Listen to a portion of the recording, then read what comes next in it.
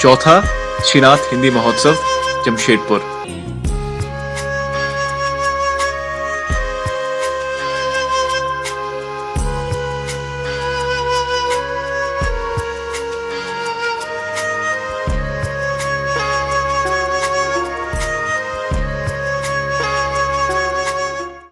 मैं आपके सामने एक और बात बता दूं। मेरा जन्म तो ब्राह्मणों में हुआ है, लेकिन मैं कभी ब्राह्मणों में रही नहीं। ब्राह्मण से शादी भी मेरी हुई है, लेकिन मैं रही हूँ यादवों में। जो मैं बात सुना रही हूँ वो यादवी खानदान की है, जहाँ का इधर नमम मैंने लिखा है, वो उसी परिवार की कहानी है। और सारी बातें मैंने खोल डाली उस परिवार की। उन्होंने कुछ नहीं कहा।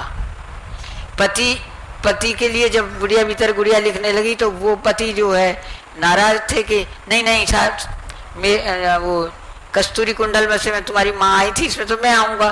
तो मैंने कहा इसमें तुम आओगे, पड़ोसी तो आएंगे नहीं, इसमें तुम्हें आने हैं, तुम्हें रहने दो, ये मत लिखो। मैंने कहा क्या लिखो? ऐसे करो उपन्यास लिख लो, उपन्यास लिख लो। तो मैंने कहा कि उपन्यास लिख लूँगा। हाँ, मैं मान गई बात। मैंने उपन्यास लिख लिया। जो कहीं श्रीफाग अभी कोई खरीद के लाया था वो लिख लिया मैंने, आप लाए थे शायद। तो वो लिख लिया। तो मैंने कहा कि ऐसा करती हूँ, मैं इस उपन्यास को तुमको समर्पित कर देती हूँ। तुमको मैंने कोई किताब समर्पित नहीं की। तो कहते हाँ कर दो।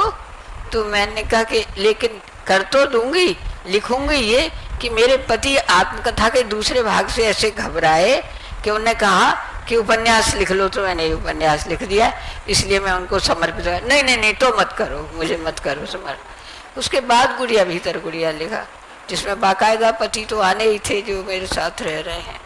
तो ये है, मैं कह रही हूँ ये कि पति ने फिर भी ऑब्जेक्शन किया, लेकिन मेरे उन भाइयों ने बिल्कुल नहीं कहा कि आप कुछ भी लिखो, जो भी लिखो। ये इतना बड़ा दिल उन्हीं का हो सकता है जो मायके वाले होते हैं, ससुराल वालों का नहीं होता वो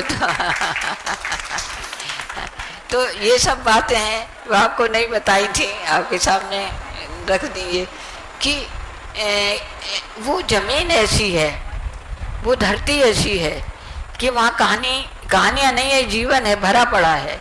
मैं कुछ भी लिख देती हूँ वहाँ से आके। गांव सड़क 4 लाइन रोड और हो जाएंगे। तो आपके पति आपके अलावा डाकुओं से भी घबराते थे? हाँ बिल्कुल, ये तो हाँ, सारे भेद ले लिए हैं। असल में हम डाकू के क्षेत्र से आए हैं, डाकुओं के क्षेत्र से ही आए हैं।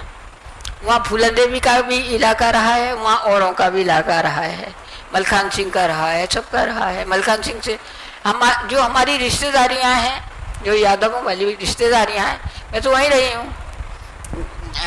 ये बेतवा है या पहुज है या चंबल का वो है, तो वही हमारी जगह है। शादी ब्याह भी उधर ही होते हैं। तो डाकुओं का इलाका है। अब जो पति हैं वो तो इधर के हैं, तो इधर का आदमी डरपोक होता है, बुंदेलखंड का नहीं होता। हम तो कलमा कबूतरी जब लिखा, जगह जगह घूमना पड़ा, तो जीप लेते थे, जीप में बंदूक रखते थे, एक पिस्तौल और एक बंदूक और खाना और पानी, ये लेके चलते थे, क्योंकि डेरों जाना पड़ता था। तो एक बार हम जा रहे थे, मेरे पति बड़े बहादुर बन गए, मैं गाड़ी चला के ले जाऊंगा तुम्हें, वहाँ ले जाऊंगा। वहाँ हमारे गांव का नाम खेली है, जहाँ की मैं बात कर रही हूँ, भौजाइयों की। मैं ले जाऊंगा। ले गए। रास्ते में गाड़ी थोड़ी खराब हो गई, अब वहाँ रुक गए। दोपहरी थी, जब इतनी भीड़ होती नहीं थी सड़क पे। वहाँ से वो चले आ रहे, है ना। जब मैंने कहा कि ये तो आ गए, अब सुनो, तुम आ रहे हैं कि कौन है? मैंने कहा डाकू है, और कौन है? तो डाकू आ गए, पहले नहीं बताई, तुम पहले क्या बताते, तुम तो आ ही गए यहाँ पे। तो मैंने कहा कि चुप रहना, गाड़ी खराब हो गई है, तो ये किसी न किसी को बुला देंगे यहाँ पे फ़ोन करके। तो आए, तो कहा कि गाड़ी खराब हो गई है कि हाँ। वो घोड़े फोड़े पर थोड़े ही थे, वो तो पैदल आ रहे थे, बंदूकें खूब थी। तो कहा कि कहाँ जा रहे हैं आप? तो मैंने बताया हम खिल्ली जा रहे हैं। कि किसकी लड़की हो? चिमन सिंह यादव की लड़की हैं। अच्छा, दादा को जानते थे सब। इधर नमम में जो पात्र भी हैं जो है, तो आप कहाँ से हैं? तो उनने बड़े नजाकत से कहा, मैं डॉक्टर शर्मा, मेरा नाम डॉक्टर आशीष शर्मा है, मैं एम्स में हूँ और हम लोग वहाँ जा रहे थे तो गाड़ी थोड़े। तो कहा, पंडित जी अहीरों में कैसे फंस गए तुम? तो कहने लगे, हाँ बस ऐसे ही है ना। तो फिर उन्होंने बुलाया, डबरा पास में था, डबरा एक जगह है, वहाँ से बुलाया, मैकेनिक ठीक करवाया, वो किया, मुझे 100 रुपये दिए और जाओ वहाँ पे।